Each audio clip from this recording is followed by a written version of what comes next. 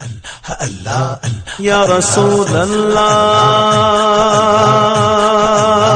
یا رسول اللہ یا حبیب اللہ۔ السلام علیکم ورحمۃ اللہ وبرکاتہ۔ دوستو، آج میں آپ کو فاتحے کرنے کا صحیح طریقہ کیا ہے اس کے بارے میں بتانا چاہتا ہوں، کیونکہ آج کا جو رواج اور آج کا جو طریقہ ہے لوگوں کے اندر فاتحہ کرانے کا، وہ بالکل بے بنیاد بے مطلب ہے، اس کا کوئی وجود نہیں ہے۔ کوئی بھی کام کرنے سے پہلے، خاص طور سے دین کا جب معاملہ ہو، دنیاوی معاملے سے تو مجھے کوئی لینا دینا نہیں ہے، لیکن جب دین کا معاملہ ہو، جب شریعت کا معاملہ ہو، جب اللہ اس کے رسول کا معاملہ ہو، جب نماز و روزے کا معاملہ ہو، تو آپ سب سے میری گزارش ہے کہ آپ اس میں دل لگا کر چند منٹ ہی صحیح آپ اس پہ غور کریں، اور جتنے وقت ملتے ہیں آپ کو، 1 منٹ ملتا ہے، 1 منٹ اگر اللہ کو یاد کرنا ہے، اللہ بولنا بھی ہے، تو آپ اپنے دل سے بولیں کہ اللہ ہے، وہی سب کا پالنہار ہے، وہی سب کی اچھائی اور برائی کو دیکھنے والا ہے۔ آپ دل سے اس کو اختیار کریں، اقرار کریں،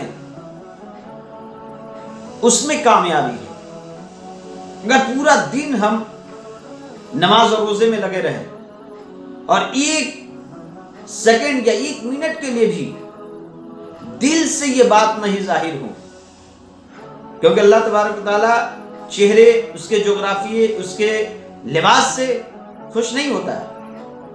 اللہ تبارک و تعالیٰ اس کے قلوب، اس کے دل سے خوش ہوتا ہے، کیونکہ وہ قلب دیکھتا ہے، وہ دل دیکھتا ہے۔ انسان زبان سے لاکھ کلمہ پڑھ لے پھر بھی مسلمان نہیں ہو سکتا ہے، کیونکہ غیر مسلم بھی زبان سے کلمہ پڑھتے ہیں، لا الہ الا اللہ کہتے ہیں، تو کیا مسلمان ہو جاتے ہیں؟ نہیں، لا الہ الا اللہ محمد رسول اللہ دل سے قبول کرنے کا نام مسلمان ہے۔ اور جس دل کے اندر نبی کونین صلی اللہ علیہ وسلم کی سچی اور پکی محبت ہے، وہ ایمان ہے۔ لیکن افسوس یہ ہے کہ آج ہم نے وہ کام کرنا چھوڑ دیا۔ انما الاعمال بالنیات، عملوں کا دار و مدار نیت پہ ہے۔ چھوٹی سے چھوٹی، بڑی سے بڑی عبادت کوئی بھی ہو، وہ آپ کے نیت پہ ڈیپینڈ کرتا ہے۔ نیت دل میں کر لیا، زبان سے نہیں کی، پھر بھی آپ کی نیت دیکھ کر آپ اس عبادت کو قبول کر لیتا ہے۔ جیسے مثال کے طور پر آپ یوں سمجھ لیں کہ اگر آپ نے ظہر کی نماز پڑھ لی اور نیت یہ کر لی کہ ہم عصر کی نماز کو پڑھنا ہے با جماعت، تو اللہ تبارک و تعالیٰ کے جو فرشتے ہیں کرامن کاتبین، جس کے پاس رجسٹر ہے آپ کے نام اعمال کا، وہ لکھنا شروع کر دیتے ہیں۔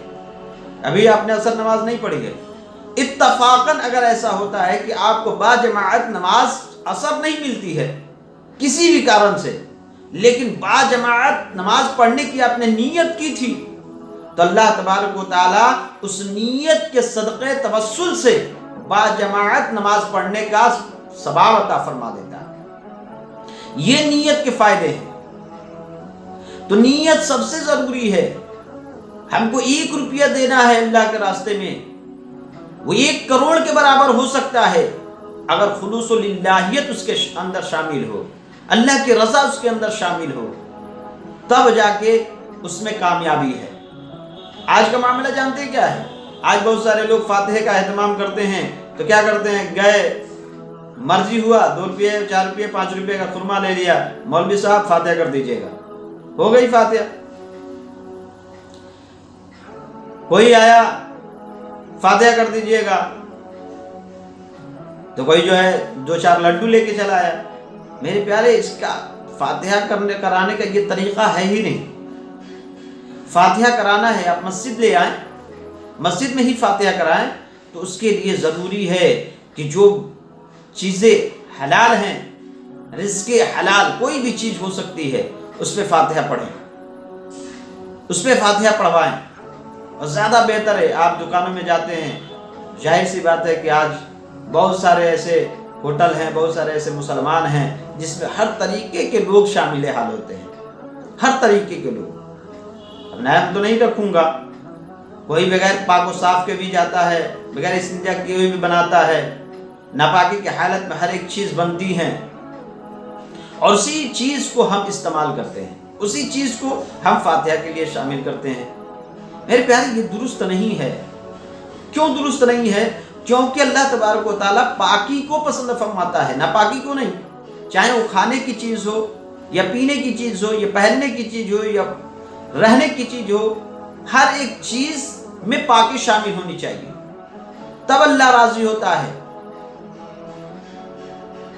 اللہ تبارک و تعالیٰ کے پیارے حبیب صلی اللہ علیہ وسلم نے فرمایا پاکی آدھا ایمان ہے، اور ہر مسلمان کو پاک و صاف رہنا چاہیے۔ تو پاک و صاف بنانے کے لیے ہمیں فاتحہ کا جب اہتمام کرنا ہو تو سب سے پہلے رزق حلال کو لیں، اور اپنے گھروں میں زیادہ بہتر ہے، چاہے زردہ کی شکل میں ہو، چاہے حلوے کی شکل میں ہو، یا جتنی میسر ہو اتنا اپنے گھر کے اندر اچھے طریقے سے برتن کو صاف کریں، خود کو پاک کریں، جگہ کو پاک کریں، اور اس کے بعد اس کو بنائیں، اور بنا کر گھر یا مسجد لا کر فاتحہ کرائیں، تو اس میں زیادہ ثواب بھی ہے، اور اللہ تبارک و تعالیٰ جس کے لیے انسان کرتا ہے اللہ اسے قبول فرما کر اس کے لیے مغفرت فرماتا ہے۔ چاہے اپنے آباء و اجداد باپ دادا کے لیے فاتحہ کرانا ہے، بالخصوص اللہ تبارک و تعالیٰ اس پہ نظر کرم فرما دیتا ہے۔ بزرگان دین کے لیے کرانا ہے تو یہ ضروری ہے پاک و صاف۔ جب بزرگان دین کے لیے جب پاک و صاف ہو کر جب ہم پہنچیں گے تو یقیناً ان کے فیض و برکات اللہ تبارک و تعالیٰ ہمیں ان کے نسبت سے عطا فرمائے گا۔ اور فاتحہ کرنے کا طریقہ کیا ہے؟ فاتحہ کرنے کا طریقہ یہ ہے کہ سب سے پہلے ہمیں چاہیے کہ اپنی نیت درست کر لیں، اور اس کے بعد ہم کو درود پاک پڑھنا چاہیے۔ درود پاک پڑھنے کی بہت ساری فضیلتیں ہیں، انشاءاللہ میں دوسری ویڈیو میں آپ لوگوں کو بتاؤں گا کہ فاتحہ درود پاک پڑھنے کی کتنی ساری فضیلتیں ہیں، بے شمار، انگنت، اس کا کوئی شمار ہی نہیں ہے۔ ہر علماء اپنے اپنے علم کے اعتبار سے درود پاک کی فضیلت کو بیان فرماتے ہیں۔ انشاءاللہ کوشش کروں گا کہ میں بھی آپ لوگوں کو درود پاک پڑھنے کی فضیلت آپ کے سامنے رکھوں۔ نیکسٹ ویڈیو میں انشاءاللہ بتانے کی کوشش کروں گا، لیکن آپ فاتحہ کرنے سے پہلے درود پاک پڑھیں۔ اللہ تبارک و تعالیٰ درود پاک پڑھنے میں بہت ساری فضیلتیں ہیں اور بہت ساری برکتیں ہیں۔ 3 مرتبہ، 5 مرتبہ، 7 مرتبہ، 11 مرتبہ، یعنی جتنا چاہیں، آپ کے پاس جتنا وقت میسر ہے اتنا آپ پڑھ سکتے ہیں۔ اس کے بعد آپ سورہ کافرون پڑھیں، قل یا ایھا الکافرون۔ اس کے بعد سورہ اخلاص، قل ھو اللہ احد 3 مرتبہ پڑھیں، کیونکہ قل ھو اللہ احد سورہ اخلاص کے بارے میں آتا ہے کہ جو انسان 3 مرتبہ پڑھتا ہے یہ ختم قرآن پڑھنے کا ثواب اللہ تبارک و تعالیٰ عطا فرماتا ہے۔ تو اس لیے 3 مرتبہ سورہ اخلاص پڑھنے کا فاتحہ کے اندر علماء کرام فرماتے ہیں کہ فاتحہ میں کم سے کم 3 مرتبہ سورہ اخلاص پڑھیں، تاکہ ایک قرآن پڑھنے کا ثواب اللہ تبارک و تعالیٰ عطا فرما دے۔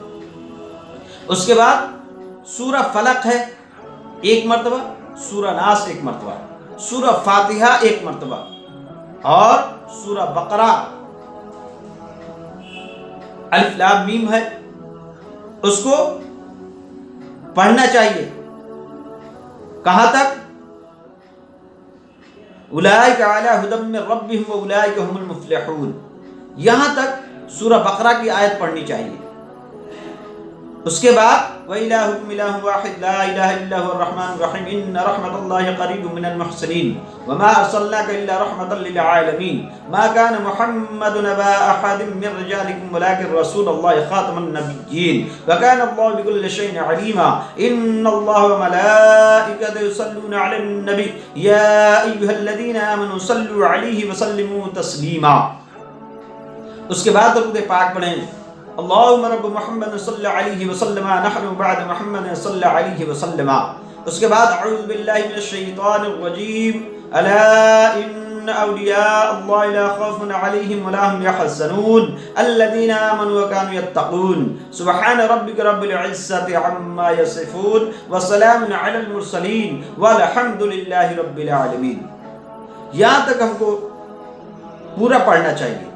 اس کے بعد اپنے دونوں ہاتھوں کو اٹھائیں اور اٹھانے کے بعد اللہ تبارک و تعالیٰ کی بارگاہ میں دعا کر کے اللہ تبارک و تعالیٰ ہم نے جو قرآن کی آیتیں پڑھی ہیں اس میں زبر زیر تشدید کی لغون سہون غلطیاں یا چھوٹ گئی ہیں بھول چوک سے تو اللہ تو اپنے حبیب کے صدقے میں معاف عطا فرما، اور جو سیرنی حاضر ہے، پانی حاضر ہے، خوشبو حاضر ہے، ان تمام چیزوں میں اگر کہیں سے کوئی کوتاہی ہوئی ہو تو اللہ تو اپنے حبیب کے صدقے میں معاف فرما، اور ان تمام چیزوں کا ثواب سب سے پہلے آقائے انعامدار مدینے کے تاجدار احمد مختار محمد رسول اللہ صلی اللہ علیہ وسلم کی بارگاہ رسالت میں نظر مولا قبول فرما، اور جملہ تمام انبیاء کرام اور تمام حضور کے خاندان در خاندان ازواج مطہرات خلفائے راشدین محققین مدثرین صحابہ کرام تبع تابعین ائمہ مجتہدین رضوان اللہ تعالی علیہم اجمعین، شہداء راشدین، شہداء خندق، شہداء حنین، شہداء وحد، شہداء کربلا، امام حسن، امام حسین رضی اللہ تعالی علیہم اجمعین،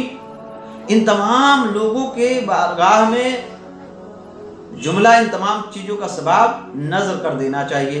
اس کے بعد تمام اولیاء کرام پورب سے لے کر پچھم اتر سے لے کر دکن تک جتنے بزرگان دین اس دنیا دھرتی پر آرام کر رہے ہیں اللہ تبارک و تعالیٰ ان کی بارگاہ مقدس میں نظر ہے مولا اسے قبول فرما لے۔ ان تمام بزرگان دین کو پہنچانے کے بعد تمام مردے جتنے اس دنیا فانی سے مسلمانان دین گزر چکے ہیں، وفات پا چکے ہیں، اللہ تعالیٰ ان کی تمام روحوں کو اس کا ثواب پہنچا، اور بالخصوص جس مقصد جس کے لیے یہ فاتحہ پڑھی جاتی ہے اس کا نام لینا چاہیے۔ جیسے ہم کنڈے کا فاتحہ کرائیں تو حضرت امام جعفر صادق رضی اللہ تعالی عنہ کی بارگاہ مقدس میں یا اللہ ان تمام چیزوں کا ثواب نظر ہے مولا اسے قبول فرما، اور ان کے صدقہ توسل سے ہمارے اوپر جو پریشانیاں ہیں، مصیبتیں ہیں، دکھ ہے، تکلیف ہے، رزق کی تنگی ہے، یہ اللہ سے دور فرما کر ہمارے گھروں میں خیر و برکت اور خوشحالی نصیب عطا فرما۔ اپنے خاندانوں کے لیے بھی، دوستوں احبابوں کے لیے بھی دعا کرنی چاہیے، اور ان کے لیے ان کے نام پر، ان کی روح پر جو احسان ثواب پہنچانا چاہیے۔ اس طریقے سے دعا کرنے کا طریقہ ہے، اور اس میں جتنی زیادہ آپ دعا مانگ سکتے ہیں، جتنا زیادہ آپ مانگنا چاہیں مانگ سکتے ہیں، جو اللہ سے کہنا چاہتے ہیں کہہ سکتے ہیں، اور اللہ تبارک و تعالیٰ یقیناً اس فاتحے کے اہتمام سے ہم سب کو عطا بھی کرتا ہے اور نظر کرم بھی عنایت فرماتا ہے۔ تو دوستو آپ سمجھ گئے ہوں گے کہ فاتحہ کرنے کا طریقہ بھی کیا ہے۔ سب سے پہلے آپ کو درود پاک پڑھنا ہے، اس کے بعد اعوذ باللہ اور بسم اللہ پڑھنا ہے، اور اس کے بعد چاروں قل پڑھنا ہے، جس میں سے سورہ اخلاص 3 مرتبہ پڑھنا ہے، اور سورہ فاتحہ 1 مرتبہ، اور سورہ بقرہ کی آیت اولئک علی ھدی من ربہم واولئک هم المفلحون تک اس آیت کو پڑھنا ہے۔ اس کے بعد میں نے پڑھ کے آپ کو سنایا کہ کہاں تک آپ لوگوں کو فاتحہ کا مکمل طریقہ ہے، اور فاتحہ میں کہاں تک قرآن مجید کی آیت پڑھنی چاہیے۔ زیادہ سے زیادہ پڑھ سکتے ہیں، فاتحہ کی کوئی ممانعت نہیں قرآن میں، یہ معنی ایک طریقہ ہے، ایک درس ہے کس طریقے سے فاتحہ کرنی چاہیے، اور چاہیں تو آپ قرآن کی جتنی زیادہ آیت پڑھیں گے اتنا ہی ثواب ہے، کیونکہ قرآن کی ایک ایک حرف، ایک ایک نقطے کا ثواب اللہ تبارک و تعالیٰ نے لکھا ہے۔ تو ہم سب کو چاہیے کہ فاتحہ کا اہتمام کریں، اس میں کوئی ناجائز نہیں ہے، یہ جائز ہے، درست ہے، بہتر ہے، افضل ہے، ہم سب کو اس کا اہتمام کرنا چاہیے. آمین. السلام علیکم.